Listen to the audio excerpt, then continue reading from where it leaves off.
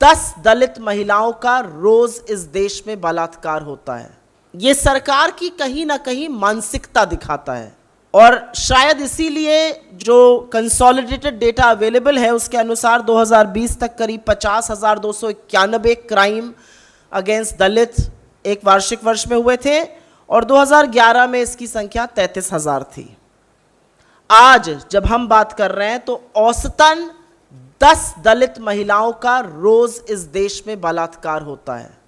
10 महिलाओं का 22% से ज्यादा रिपोर्टेड छोटे बच्चों के यौन शोषण के मामले दलित बच्चों के होते हैं। इसके अलावा अगर आप देखें तो दलितों के प्रति जो भारतीय जनता पार्टी का रवैया है वो कहीं ना कहीं उनके नीति नियम कानून उनके बजट तक में प्रतिबिंबित होता है।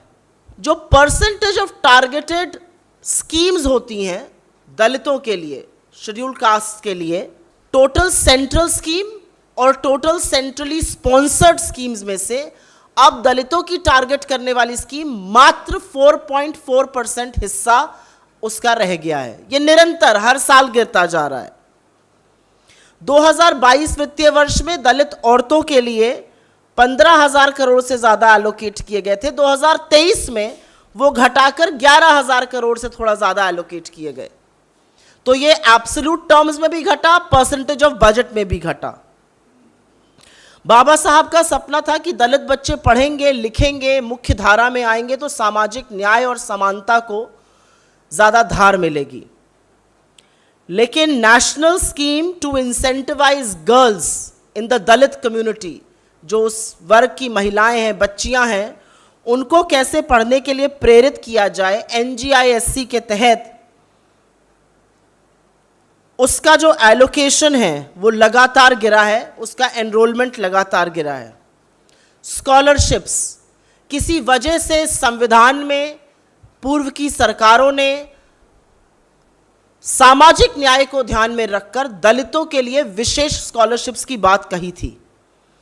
यह प्रॉमिस किया गया था कि 7,000 रुपए प्रति साल पोस्ट मैट्रिक स्कॉलरशिप दलित स्टूडेंट्स को दी जाएगी।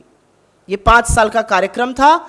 इसमें इस वित्तीय वर्ष में मात्र 5,600 करोड़ एलोकेट किए गए, जो कि पर्याप्त नहीं है। 2021 के वित्तीय वर्ष में पोस्ट मैट्रिक स्कॉलरशिप का पैसा जो दलितों के लिए जाना चाहिए वो इस देश के 6 राज्यों और यूनियन टेरिटरी को मिला ही नहीं। 2020 और 2021 के वित्तीय वर्ष में जो पैसा प्री मैट्रिक स्कॉलरशिप के लिए दलित बच्चों के लिए जाना चाहिए वो 9 यूनियन टेरिटरीज और स्टेट्स को नहीं मिला।